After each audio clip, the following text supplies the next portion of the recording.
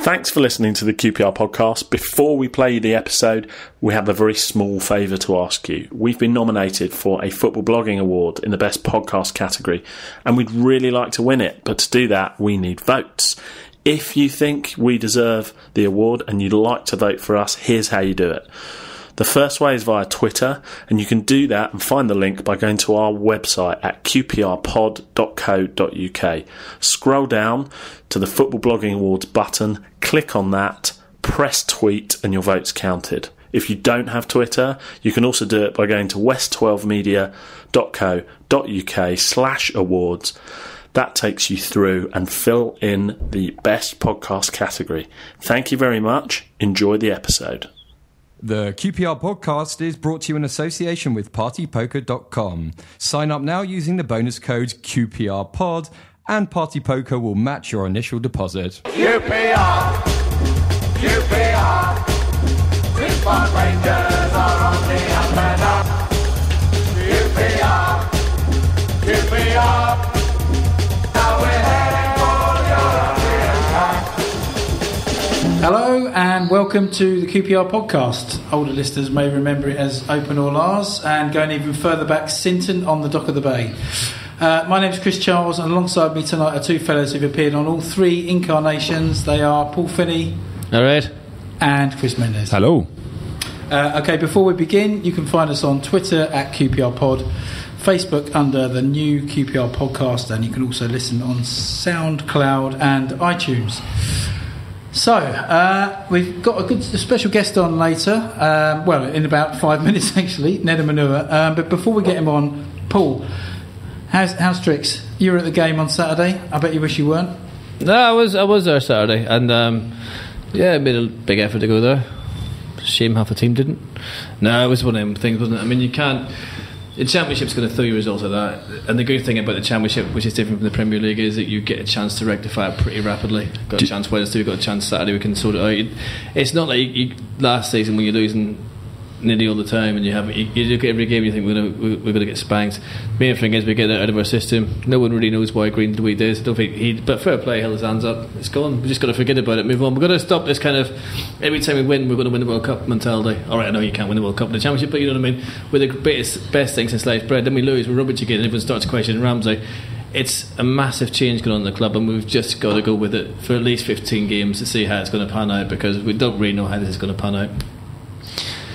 I think most QPR fans were expecting. This is because I was looking at the table and there's a pube on it from the last podcast, which was quite a bit weird. What? You asked me a question, I answered it honestly. I believe you. Sort it out. Right, yeah, carry it. Yeah, I see what you mean actually. Yeah, moving on. Yeah. Anyway, that's true, mate. Yeah. I think most QPR fans expected to win on Saturday. I don't know. Do you think the players maybe went into the game a little thinking? Nah, I think it's I hate early kickoffs, and we're always shouting Sky anyway. Yeah. So it's kind of Sky cameras, early kickoff. The atmosphere wasn't brilliant as such. It took a while to get going. Yeah, I must admit, first half particularly, it did seem dead, and the school end, there was nobody there. I mean, I know you can sort of blame the 12:30 kickoff and being on Sky, but it just seems to me like we're a long way away from a 40,000 seater stadium. Particularly if we're in the Championship. But is it, also we'd been. Something if you mention stadiums around him. Oh yeah. But we'd had three wins on the spin, and then all of a sudden, two players are making their debut. So maybe that kind of upset the balance a little bit. Yeah, but I suppose we're going to be doing that until he finds a formation he wants. Maybe I'm thick. Well, I know I'm thick. Of course I am. I just don't get this one striker at home thing. I think the Championship, you have to play two strikers. We're clearly going to have to outscore teams if we're going to concede 2 goals. Well, that's the thing, yeah. I mean, I think I haven't got the stats in front of me, but I mean, I think there's only one game where we haven't let two goals in. We've conceded league-wise. We've conceded a lot of goals, probably in like top 5 or 6 in the league for how many goals we've conceded. Yeah, but like you say, we've just got to. If we had less people in midfield, it'd be even worse, wouldn't it? It'd be like 6-5. I think 6-5. We need midfield. Well, it was. I mean, at one point, if we'd have, that was a joke, by the way. Missed Falling. Yeah, that was true. I think I'm kind of struggling with Carl Henry's role in the Championship, because in the Premiership I get it, he's got to shadow people, he's got to force mistakes, I know what he's doing, he knows what he's doing. In the Championship, when he's asked to maybe do a wee bit more with the ball, it's not really happening for him. So I'm just wondering, I don't know, we still see it's going to take 15 games perhaps to sort of find a right formation. And in this league, let's face it, you can go on a 6-game cruise into the top 6. But because we've got players like Fur and Sandro who've just coming back to fitness and back to the country, Sandro. But when don't tell Theresa May, for Christ's sake. But it was obviously when they're at their best, they've got to be in the team. But will that upset the balance a little bit when they come back? It feels like they're going to be struggling to find the best side for a long time. I think Fur would be more welcome than Sandro. I don't think Sandro did that well for us. I don't remember him doing that well for us. Certainly. He's got a lot to prove. But if we've got him, we might as well play him. That's absolutely. And presumably you, after what you've just said, you'd put him in there at the expense of Henry. No, to be honest with you, the midfield I would play would be very different. I would just keep it simple, put another striker in to help Charlie out because he needs the support, and just use it. I mean, we played Phillips. A lot of people talk about the position we played Phillips and stuff, but if Phillips had to put that cross in and Perch scores a good header, whatever, then you said it's a genius idea. Football's so fine line between good and bad decisions sometimes, and Chris is still learning his trade. I'm just disappointed because I didn't think Forrest was that good. If Forrest had come down and absolutely played us off the park, he'd take it on the chin, but Forrest didn't actually play that well, in my opinion. No, I agree. Well, listen, we're going to talk more about that game in a minute. First of all, we're going to speak to somebody who played in that game, Nedum Onuoha. Hi Nedum, how you doing? Yeah, I'm very good, thank you. Very good. And yourself? Yeah, very well, thank you. Always good to talk to you. Well, we'll get straight to it. How was the mood in the dressing room after Saturday? We're obviously a bit disappointed, but it's just one of those things, and you're very unlikely to go through a whole season, losing maybe 1 or 2 game stops. So just one of those things you've got to get on with, and thankfully we've got a game in 2 days' time.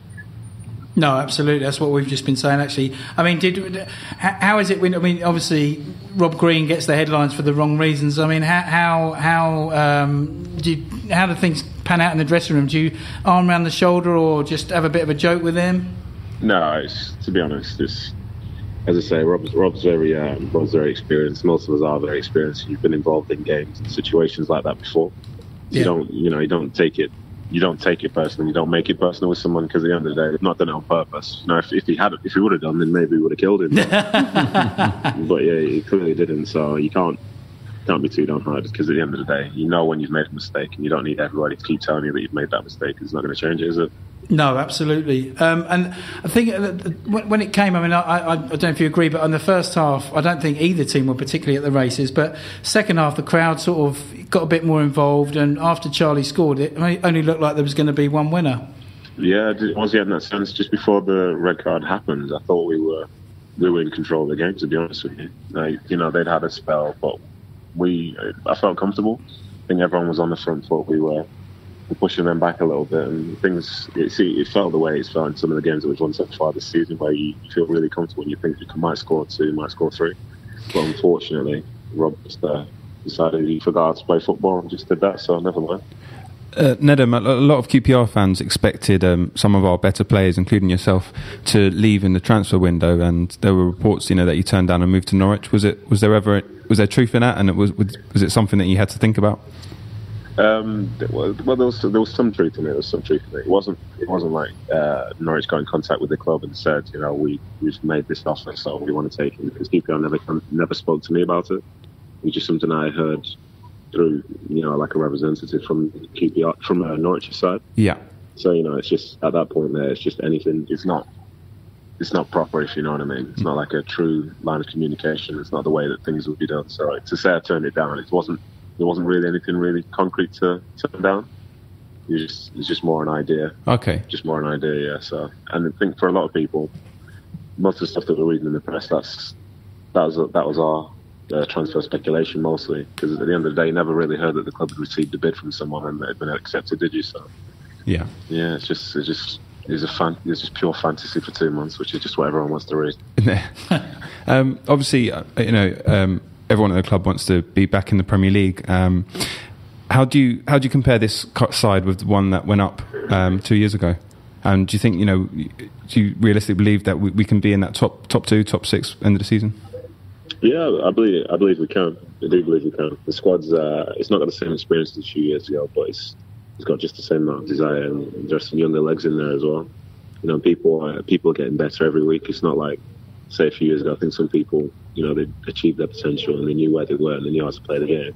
But for some people, they're on the way up. So the way people perform now, in 3 months' time, might be completely different, but even more beneficial to themselves and to the club. So, you know, it's promising. You know, it's at the moment it's a semi-successful work in progress. So as people are getting better as players, then surely we'll be getting better as a football club as well. You know, whereas in the past you had what you had and you knew what you were going to get. But I think this is more pleasing on the eye to more people because it's like you can dream of the future instead of just, you know, always looking back at the past. That was Paul Finney, the Mad Irishman. Are you already keeping well? Apart from Saturday, obviously. Yeah, apart from Saturday, but you know, I've got plenty more Saturdays to come. I think is it another 95 games this season or something like that. It's something like that. and if you, when you score, if you can celebrate in front of G Block, that'd be great. Because no one ever celebrates in front of us. We're just ignored, and I think it's about time that someone celebrated in front of G Block. Eventually. You're a good man. Just got to be patient. Going back to that was on Saturday when Charlie scored. He seemed to be reacting to something that someone said in the crowd, and made his point quite well. Can you hear everything at Loftus Road on that pitch? To be honest, it depends how close you get to someone. From when you get too close to the sidelines and so on, you can hear everything that's said. I think there was one guy that he's basically trying to tell Charlie how to play football. So because he bought his ticket, he suddenly thought he was a specialist at it. So he's saying, yeah, you have to do this, do that, effing do this, do that, start running, doing blah blah blah. So I think Charlie, probably rightly so, took a little bit of offence to it. Because at the end of the day, you know, we go out onto the field and we're trying to win the game. Yeah, it's quite annoying. Whatever club situation, as a football player, you want to win games. You want to be the best. You want to be successful. No one plays to be unsuccessful. So, you know, I think the guy was a little bit misguided in what he was trying to say. But, you know, if he feels that he provoked a reaction from Charlie, then yeah, more fool him, because he certainly did it. It just made him annoyed. I think he should carry it on, and he gets a hat trick. He can actually go and sit in his lap or something, just climb up the stairs or something. I suppose it is hard. I mean, you're always, as a fan, you know, we react to things differently, I suppose, but it just makes me feel better. Every time we play Chelsea, they can actually hear me, so you've made me feel quite good about that. Not that I ever said anything wrong, of course. No, of course not. I mean, talking about Charlie Nedum, it must have been a huge lift to the squad when it was confirmed that him and Matty, and of course your good self, were staying at the club. Yeah, it was good. It was good, and you know, they started off the season pretty well as well. But the biggest thing, to be honest, was the fact that the window was closed and there's no more speculation. You know, you're not wondering who you're going to be playing with on a week-to-week basis. You know what the squad is, and that was helpful for us, and I think it really helped. I think Matty and Charlie as well, because for as much as, you know, they were doing well and they had interest in them, they would like to know what's going on with them, because wherever they went, it's a change, not just from a football perspective, from a life perspective. It's not like you're going to be in the same house, you might not be in the same city, you might have to relocate this, and, you know, these are big life decisions, you know, so to finally know what you're going to be doing, I think that's probably helped them as well, and now they can focus and plan ahead for the big 97 game push to get promoted if we can. How are you settling into your new role as captain? And are you finding that the newer players and the newer members of the squad are coming to you for a bit of advice? So to be fair, some of them do. Like, I know what it's like to be a new player. I know what it's like to be a new player at this club as well. And yeah, as much help as you can get, the better it is, and the easier you can settle in, because it is hard. There's more to it than just being out on the field on a Saturday. So I think some people have come to me, and I do appreciate that. But I think some come, they go to whoever. You know, I don't necessarily wear the armband around the training ground, although that would look pretty funny. It's not something I do, but yeah, I always try and help people anyway. But are you enjoying the role though as captain? Yeah, it's nice. It's different. One of the perks is the fact that you tend to play every week. You know, that's a big thing. That is a fantastic thing. Yeah, but it's good. I think the players that we have, you know, they're all really good people. You know, some people are disappointed that they're not playing. Some people are disappointed when they're not playing well, or so on. But just everyone is in it together. You know, it's just every single last person, and they're all really good people. So you can't really. There's nothing to grumble about. No problems whatsoever. So it's the easiest captaincy job I think anyone's got in all of football. And one question I have for you. I mean, it's up to yourself. You don't have to do this, but you should get yourself out and about more. Doing the columns and speaking in the press, because you come across so well, and there's so many poor and uneducated myths about footballers being this and that and the other, and you certainly smash every stereotype about modern day footballers. So be good to see you at the BBC website a wee bit, writing a few bits and pieces here and there, because you certainly prove a point very, very well. Well, I don't know to be honest. Like I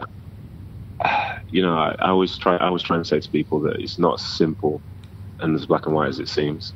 But some people, they aren't prepared to listen to that because of their sort of ideas about football and so on. And that's what they're going to stick with, and because they've stuck with it for their entire lives, that's just all they want to believe. Like, just for a joke the other day, I was on social media, and one of my friends is Gail Clichy, and he posted a picture of himself doing some rehab or something. And some Arsenal fan was criticising him in the post.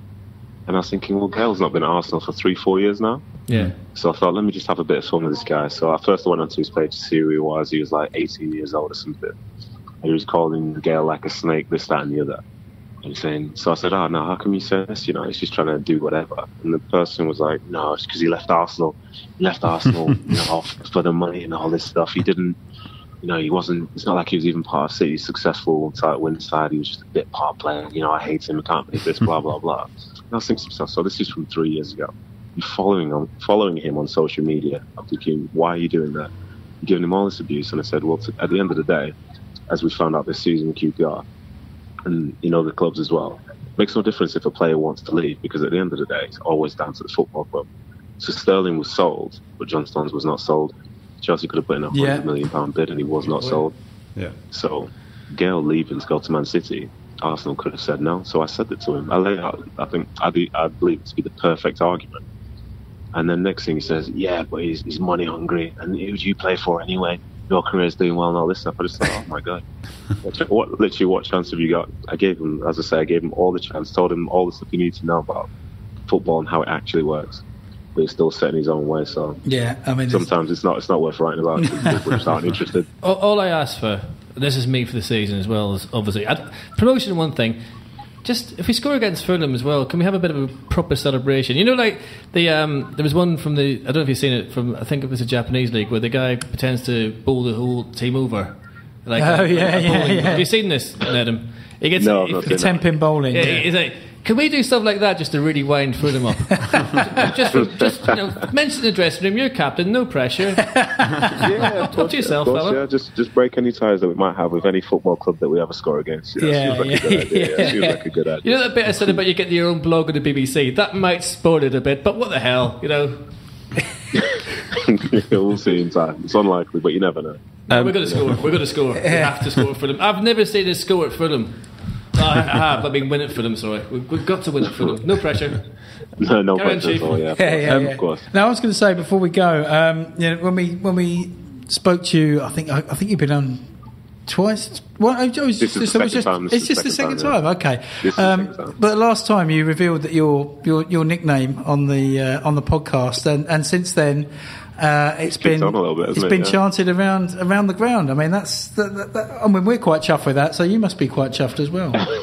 To be honest, it's funny because when it started to happen, I thought, oh, this is all right actually. Yeah, this is cool.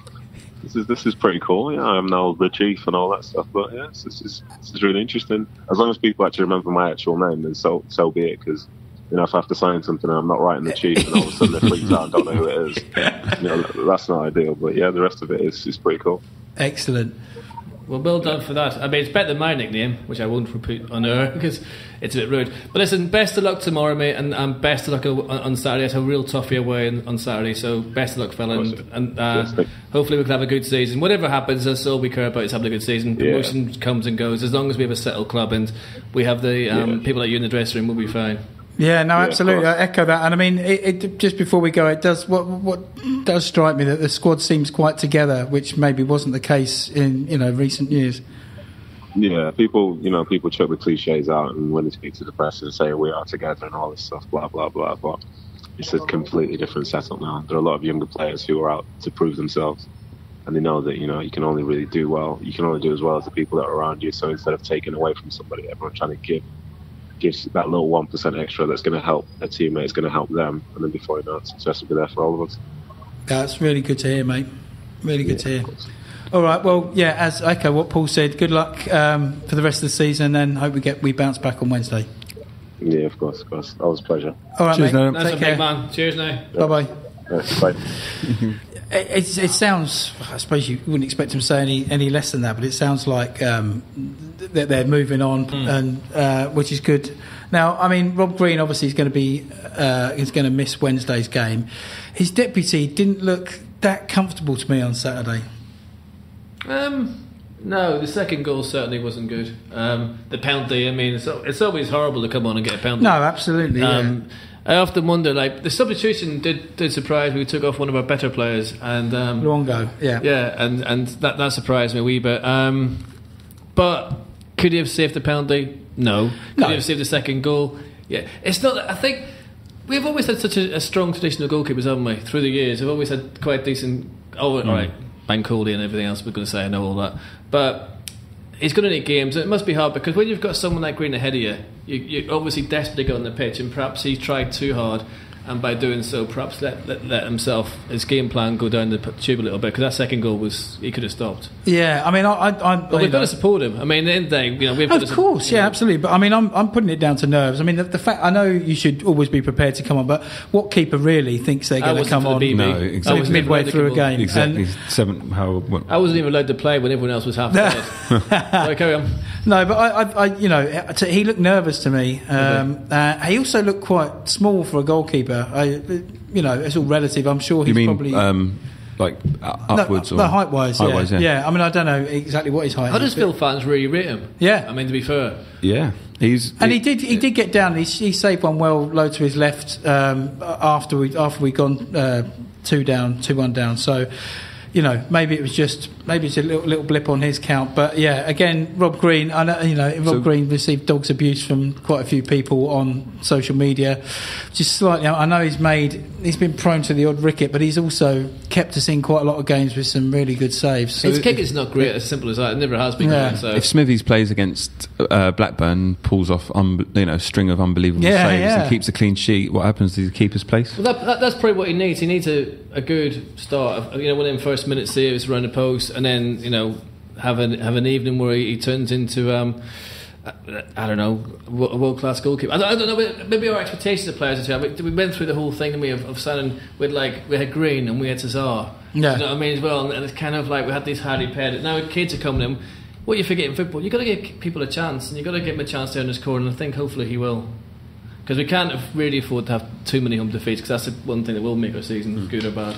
Yeah, but I mean, the sort of the pattern at the moment across football seems to be there's so many away wins this season, isn't there? And all the results are just kind of skewed and unpredictable all over the place. I mean, we go 2-0 down at Wolves, and everyone just assumes it's game over.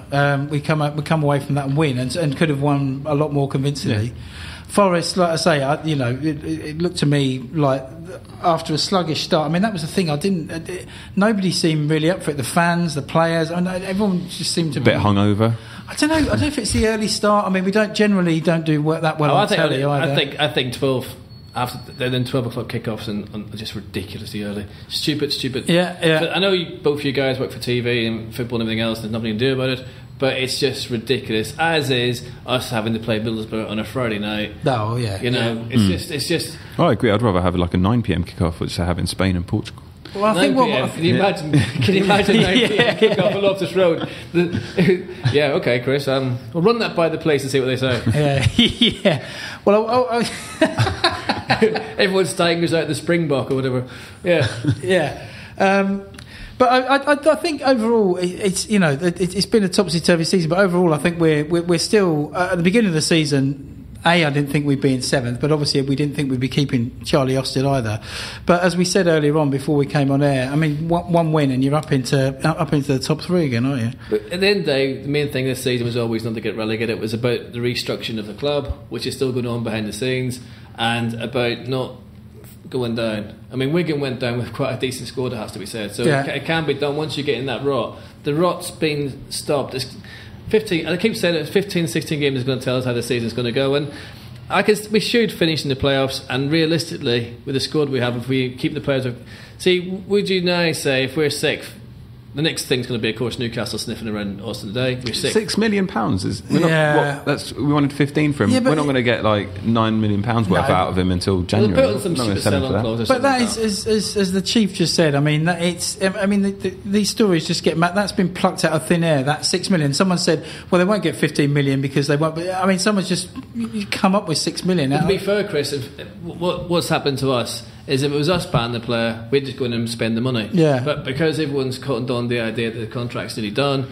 they're going to kind of come in and steal him on the cheap, because that's what clubs do. We didn't. We brought everyone at a high price level. Yeah. Other teams are coming in and But they also said in that article that Newcastle is believed to be his first choice. Surely he would have gone there before. I mean, I think McLaren would have. We don't know if they bid. I mean, like Nedum said about Norwich. I mean, they've got a big stadium, but they're not going to get to where they were.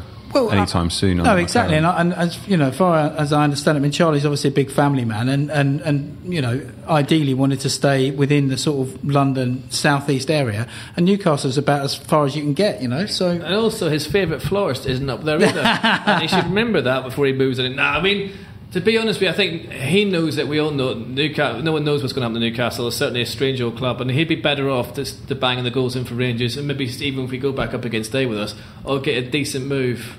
Yeah, well, I certainly wouldn't begrudge him a move at the end of the season. I do think it depends. I think if come January we're sort of 14th, we're not going anywhere, we're not going up, we're not going down, then I think it's in the interest of everyone to sell him. I think he'd rather let his contract run out and then one of the bigger clubs might go in for him because there's no risk really. And he's totally entitled to do that, and that's fine. But I do think if we're in the top three, say, and we're challenging for promotion, which God willing we will be, then I think the club and him have got a decision to make, and hopefully they'd make the right one, and he would stay on. Interesting what Nedum said as well, that the club didn't want to sell.